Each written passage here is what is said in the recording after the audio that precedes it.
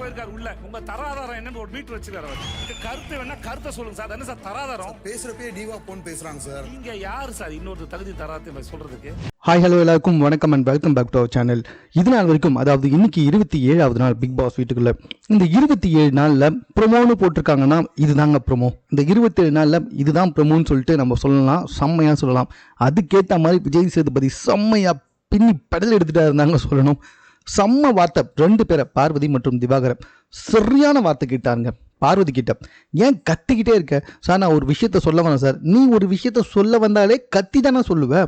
ஓ சரி, அப்போ நீ ஒரு விஷயத்த சொல்ல வரையா? அதே மாதிரி அவங்க அதை கேட்கணும்ல, அதுக்கு நீ பொறுமையாக பேசணும்ல ஃபஸ்ட்டு அப்படின்ற மாதிரி சொன்ன உடனே பாரு மூஞ்சில் ஆடலை. 2வது திவாகர், இதுதான் அல்டிமேட்டடு. சத்தியமாக இதுக்கு நம்ம விஜய் சேதுபதி திவாகரை செருப்பை கழட்டி அடிச்சிடலாம் தாங்க எனக்கு தோணுச்சு. அதனால தான் நான் அதை டைட்டிலாக வச்சேன். திவாகர் உங்ககிட்ட பேசணுன்னா வந்துட்டு ஒரு ஒரு ஒரு ஸ்கேல் எடுத்துகிட்டு போயிருக்காரு இவர். அந்த தராதரத்தை பார்த்து தான் பேசுவார். மற்றவங்க தராதரத்தை பற்றி பேசுறதுக்கு உங்களுக்கு என்ன ரைட்ஸ் இருக்குது அப்படின்னு சொல்லி கேட்டார் ஃபஸ்ட்டு. அதுக்கு திவாகர் என்ன சொன்னார் சார், அவங்க பேசும்போதே வந்துட்டு நீ வா போன்னு சொல்லி பேசுகிறாங்க, மற்றவங்களோட தராதரத்தை பற்றி பேச நீ யார் அப்படின்னு சொல்லிட்டு கேட்டார் பாருங்க. என்ன ஒரு கேள்விங்க, உண்மையிலே வந்துட்டு சரியான கேள்வி. இதுதான் செம்ம கேள்வி. கண்டிப்பாக இப்படி தான் ஒவ்வொருத்தரையும் நிப்பாட்டி அட்ரஸ் பண்ணணும். திவாகருக்கு இது much much much needed one தான். கண்டிப்பாக அந்த ஆளுக்கு வந்துட்டு இதை விட அதிகமான ரோஸ்ட் வந்து டிசர்வ் பண்ணணும் அந்த ஆள். ஸோ இன்னும் இவர் என்னெல்லாம் பண்ண போகிறான்னு சொல்லிட்டு பார்க்கலாம். இது ஒன்னோட கண்டிப்பாக விஜய் சேதுபதி சார் நிற்க மாட்டான்னு நினைக்கிறேன். இன்னும் நிறைய பேரை வந்து நாங்கள் கேட்க வேண்டியிருக்கு.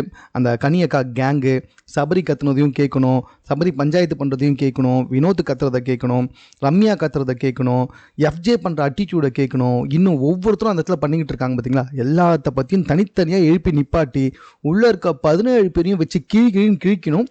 அது இன்னைக்கு நடக்கும்னு எதிர்பார்க்கலாம். கண்டிப்பாக எனக்கு ஒரு சம்பவம் இருக்குது. ஒரு ப்ரொமோவை பார்த்தோன்னு ஒரு எக்ஸைட்மெண்ட் வரும். இன்னைக்கு ப்ரொமோவை, இன்னைக்கு எபிசோட கண்டிப்பாக நம்ம பார்க்கணும்டா அப்படின்ட்டு. அதுக்கான ப்ரொமோ தான் இது. ஸோ இந்த ப்ரொமோ பார்த்த உடனே இன்னைக்கு கண்டிப்பாக நிறைய பேர் எபிசோட பார்ப்பாங்கன்றது டவுட்டே கிடையாது. வெயிட் பண்ணி பார்ப்போம். இது சம்பந்தமாக உங்கள் கருத்து என்னன்றதை கமெண்ட்டில் தெரியப்படுத்துங்க. மேலும் இது போன்ற செய்திகளை உடனுக்குடன் தெரிந்து கொள்வதற்கு சென்னை சேனலை சப்ஸ்கிரைப் பண்ணுங்கள்.